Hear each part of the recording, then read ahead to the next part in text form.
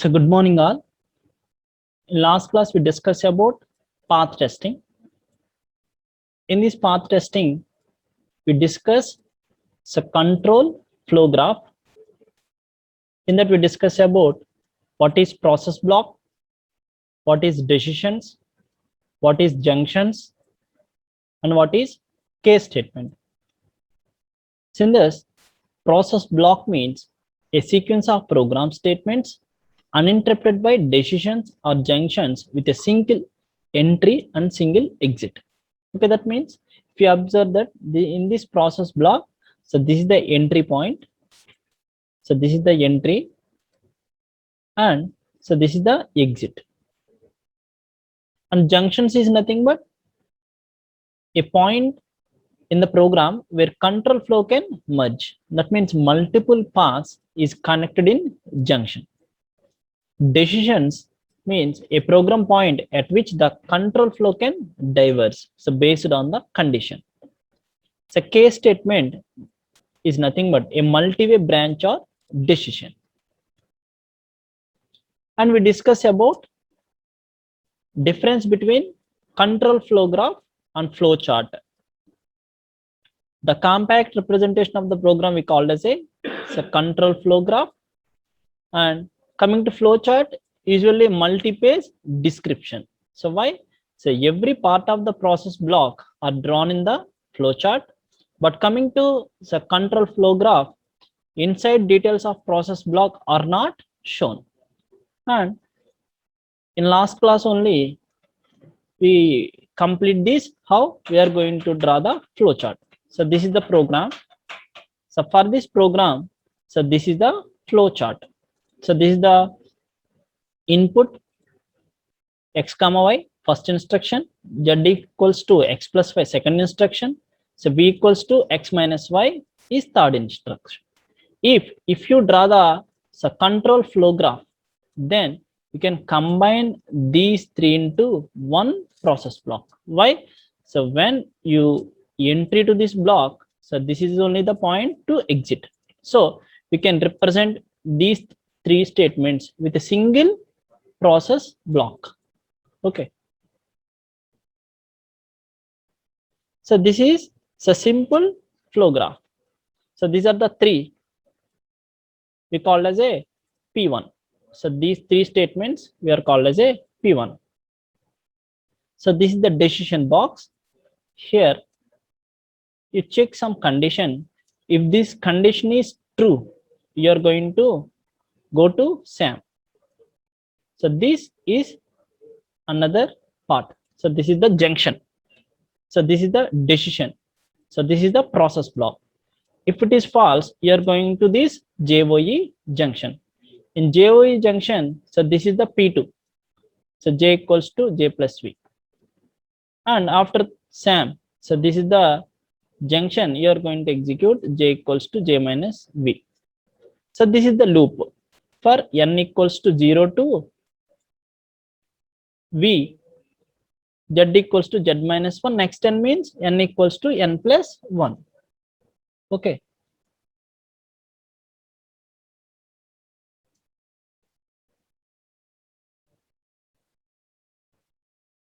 So this is the loop. So this is another junction. So this instruction P4, if it is no, you are going to, so if it is yes, you are going to end. So this is the instruction. If it is no, P5. Okay, so this is the P4. Z equals to Z minus 1. Okay, how we are going to simplify this flow graph means you identify that if the entry and exit point, then you can club all these instructions into one process block. Okay, so this is about the control flow graph. In today's class, we are going to see so how to create a control flow graph from a program. So that means here you can replace these process blocks with numbers. So one statement to one element translation to get a classical flow chart, add additional labels as needed, so merge process steps, A process box is simplified on every junction and decision. So remove external labels, represent the contents of elements by numbers. Okay, so this is the previous graph. So the same graph, the flow graph is converted like this. How? A process box is amplified on every junction and decision, remove external labels, and represent the contents of elements by numbers. The same program. So one is nothing but, just wait. So these three are the one. So 2 is nothing but the condition. This is the 2. Next 3. So 3 is JOE. This is the 3. And same is 4. So 5 is a condition and it is the loop. If we enter into the loop, this is the 6. After 6, you are going to check the condition. If it is false, you are going to end. Okay, so 6, the 7 is increment. So this is the 7. I hope you all are understand the control flow graph. So how we can convert these previous representation into the simplified flow graph? A process box is implemented on every junction and design. So remove external labels, represent the contents of elements by numbers.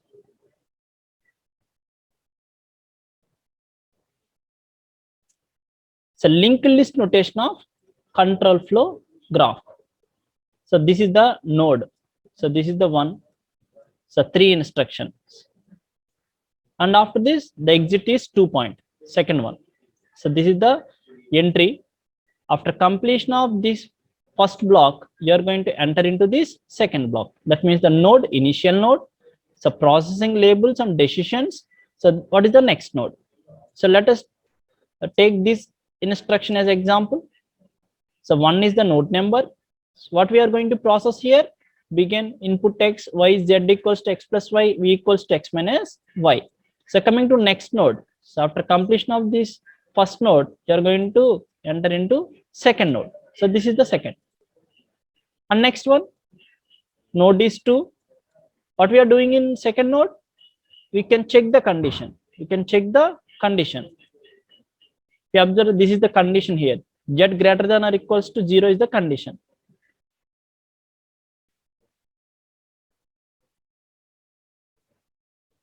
Okay. After, if the Z equals to true, if it is true, then we go to 4. If it is false, then we go to 3. If it is false, 3. If it is true, 4. 3 to 4. So if the 3 is a node, we execute an instruction z equals to z plus v. After completion of this instruction, you are going to go to fourth instruction, next node. Simply for 4. So this is the instructions. After completion of 4, if you observe that the next node is 5, then you are going to loop. So this is the fifth one, loop. From loop 5 to the entry point is 6. Here you are going to check some condition n equals to v. If it is true, then you are going to end.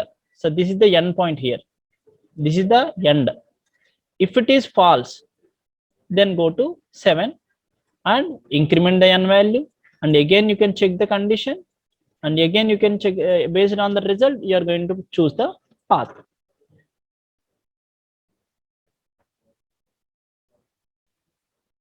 Okay. So what is a path? I hope you all are understand. So how you are going to draw flow chart and control flow graph.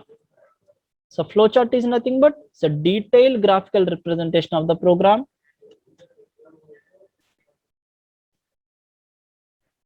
So coming to control flow graph, you are going to specify, you can ignore the inside details and you are going to write the process blocks. we change like this. The flow chart is changed like this. In next step, you are going to replace these with some numbers. So now, this is the linked list notation of control flow graph. Linked list is nothing but the node 1 is connected with which node? The second node is connected with 2 nodes. The sixth node is connected with 2 nodes. Okay, the third node is connected with only one node, that is 4. Okay, so now we are going to see path testing concepts. So what is a path? What is a path? So for example, so these are the 10 instructions in your program. 1 2 3 4 5 6 7 8 9 10. So now, so what is a path means? A path is a sequence of statements starting at an entry junction or decision and ending at another or possibly the same junction or decision or an exit point. So path is nothing but, so this is the entry point.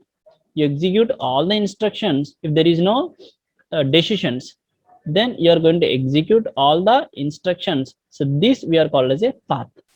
So path is a sequence of statements starting an entry, this is the entry,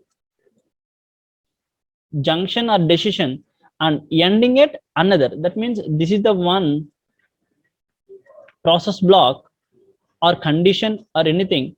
This is the entry point. After executing all these statements, this is the exit point. This is the exit point. So what is a link? So link is a single process in between 2 nodes. So what is a node? Node is a junction or decision. Segment. Segment is a sequence of links. A path consists of many segments. Path segment is a succession of consecutive links that belongs to the same path. So what is the length of the path? Length of the path is measured by hash of links in the path or hash of nodes traversed. The name of the path is the set of names that nodes along the path. So this is the example 1 2 3 4 5 6. So 1 2 3 4 5 6 7 5 6 7 5 6. The path testing path is an entry to exit path through a processing block. Now we can discuss in detail. So these are the definitions.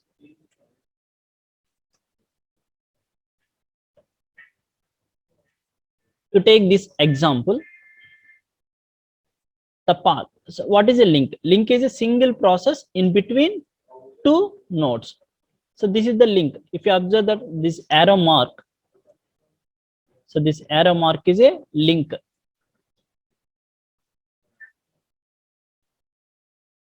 So node is a junction or decision. Here all these are the nodes or decisions. If you observe these circles, all these are the nodes or junctions. So junction is nothing but if it have more than one path or one arrow mark, one link, that we are called as a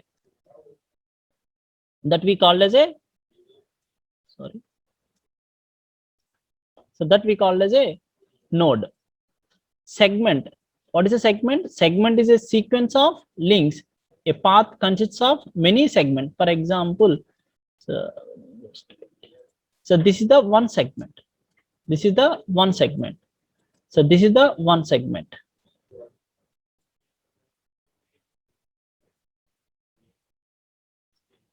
Path segment is a consecutive links. So path segment is nothing but consecutive links that belongs to the same path. For example, so this is the 2 3 4 is belongs to the same path.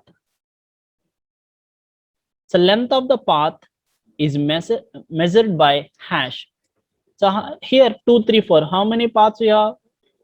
Hash 3. So length of the path is hash 3. So name of the path. What is the name of the path here? 2 3 4. Here 5 6 7.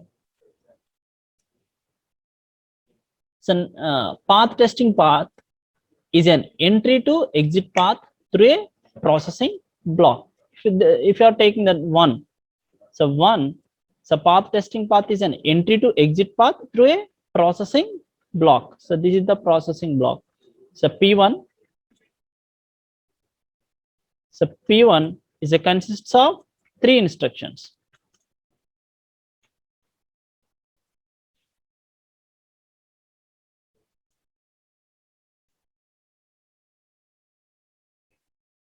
Entry or exit of a routines, process blocks and nodes. So single entry and single exit routines are preferable. Why? It is very easy to test. So for example, this is the path node 1. This have only one entry point, one exit point. So then it is preferable. Why? It is easy to test. So called well-formed routines. So formal basis for testing exists. So tool cloud generate test cases.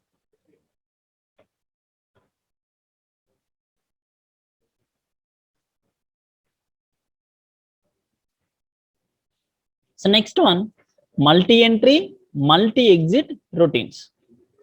It is a weak approach. Hence, convert into single entry and single exit routines. How we can convert means, so let us assume, so this is the example. First we see integration issues.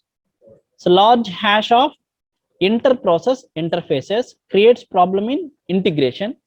So more hash test cases. That means hash is nothing but number of inter-process interfaces. So more number of test cases, and also a formal treatment is more difficult. So that means if the integration components are very high, then it is difficult to test. So this is the one example. So multi-entry routines. So valid for caller A comma B, valid for caller A, valid for caller B comma C. So called by XY. So this is the multi-exit routine. So called by X1, then so valid for X, valid for X and Y, X or Y, so valid only for Y. So this we are called as a multi-entry and multi-exit routines. So now, so we can convert these type of routines into a single exit routines. So theoretical and tools based issues, a good formal basis does not exist. So tools may fail to generate important test cases. If we have some multiple entries and multiple exits, then we are going to face some problems regarding testing. There may be a fail to generate important test cases. Here, how we can convert a multi-entry or exit routine to a single entry to single routine. So this is the, if you observe that, so begin 1, begin 2, up to begin n. Now that is changed like this. This is the entry point. So begin case. For example, if it is a 2, so this is the 2. And merge all exits to a single exit like this. Exit 1, exit 2, up to exit n. So those are changed to like this. So you are going to use some process block. You can connect these exit points to a connection.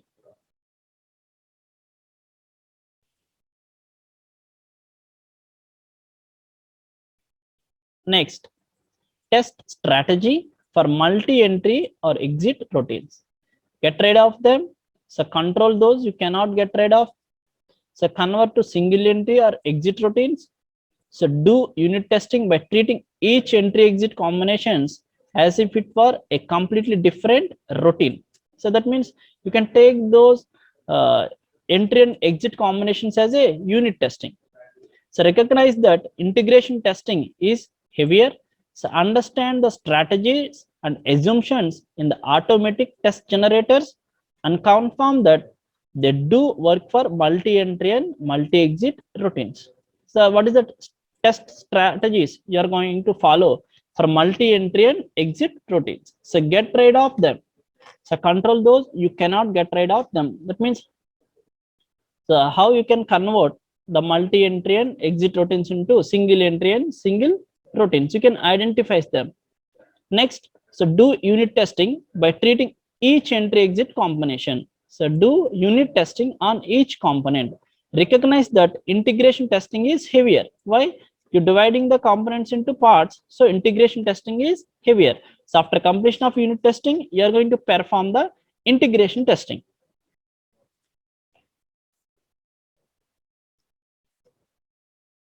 So next one, so fundamental path selection criteria. A minimal set of paths to be able to do the complete testing. Each pass through a routine from entry to exit as one trace through it is in potential path. The above includes the tracing of 1 to n times, tracing of an interactive block each separately. So note, a bug could make a mandatory path not executable or could create a new path not related to processing. So fundamental path selection criteria. A minimal set of paths to be able to complete testing. So each pass through a routine from entry to exit, you are going to test from entry to exit as one trace through it. It is a potential path. The above includes the tracing of 1 to n times. That means if there are n entries, you are going to include the tracing from 1 to n times, tracing of an interactive block each separately. So complete path testing prescriptions. So exercise every path from entry to exit. Exercise every statement or instruction at least once. Exercise every branch and case statement in each direction at least once. So what it means? For example, you take one example. So 10 lines. 5, 6, 7, 8, 9, 10. So these two are one for loop.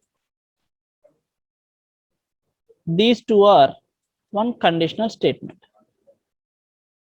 Now you can exercise every path from entry to exit. Okay, you can define every path. For example, this is the one path. So this is another path. This is the third path. This is the fourth one. And last end point. So exercise every path from entry to exit. You can check that entry point and exit point. In all the cases, exercise every statement or instruction at least once. You can execute all the instructions at least once. Here you can check that exercise every statement or instructions at least once. So what it means, for example, you take this as a condition statement. In this condition statement, normally you are going to write one condition. If the condition is true, you are going to execute some instruction. If you are taking the test cases related to all the test cases related to false, then it leads to avoid this instruction. So exercise every statement or instructions at least once. So exercise every branch and case statement in each direction at least once. That means if the for loop, you take one for loop, you can check in all the directions that you are going to execute all the instructions in the block.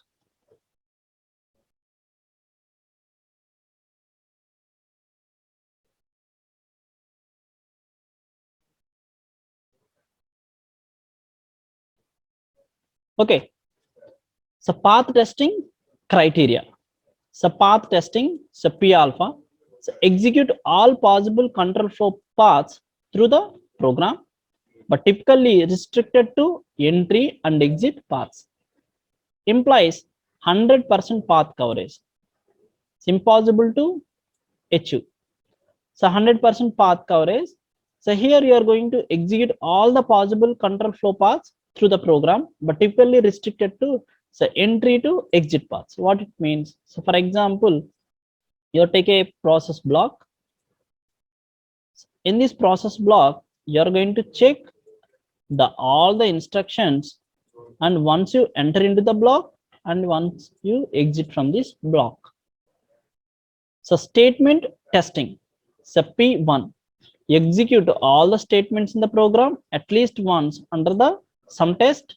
So 100% statement coverage, 100% node coverage. So denote by C1. So C1 is a minimum testing requirements in the IEEE unit testing standard ANSI 87B. So these are the standard numbers So IEEE is standards. This is the ANSI 87. B is a unit testing standard number. And branch testing. So this is the P2. So execute enough tests to assure that every branch alternate has been exercised at least once under some test and denoted by C2. So objective is 100% branch coverage and 100% link coverage. For well-structured software, so branch testing and coverage includes the statement coverage.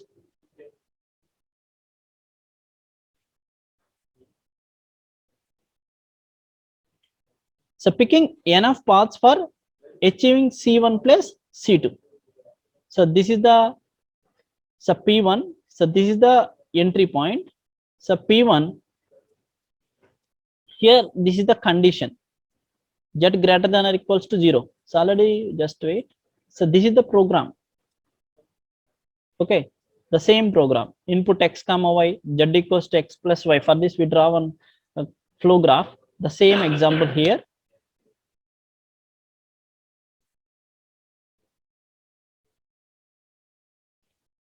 So does every decision have yes and no? If you observe that the C2 here, z greater than or equals to 0, does every decision have yes and n? Or call cases of case statement marked? Is every three-way branch covered? Is every link covered at least once? So what it means? Here we write that this is the condition.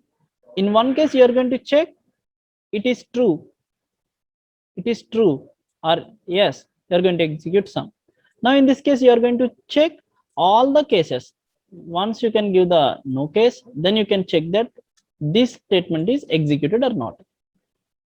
In all the branches and all the looping concepts, you are going to apply these path testing concept, and you are going to convey that all the statements in the program at least execute once and it gives the expected result.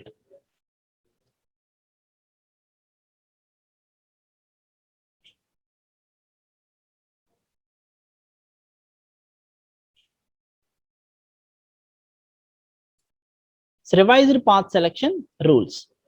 So pick the simplest and functionality sensible entry and exit path. Pick additional paths as small variations from previous paths. So pick those with no loops, shorter paths, simple and meaningful. So pick additional paths, but without an obvious functional meaning. So only to achieve C1 plus C2 coverage. C1 plus C2 means, so C1 is nothing but statement testing. We denoted that to execute all the statements in the program at least once under the some test.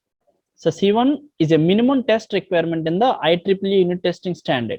Okay, that means C1 is nothing but you are going to execute. You are going to execute all the statements in the program at least once under the some test case. So it is denoted by C1, and execute enough tests to assure that every branch alternative has been exercised at least once under some test, that we are called as a C2. So now, so pick additional paths, but without an obvious function meaning to achieve C1 and C2. So be comfortable with the chosen paths. So play hunches, use intuitions to achieve C1 plus C2. So don't follow rules slavishly. So expect for coverage.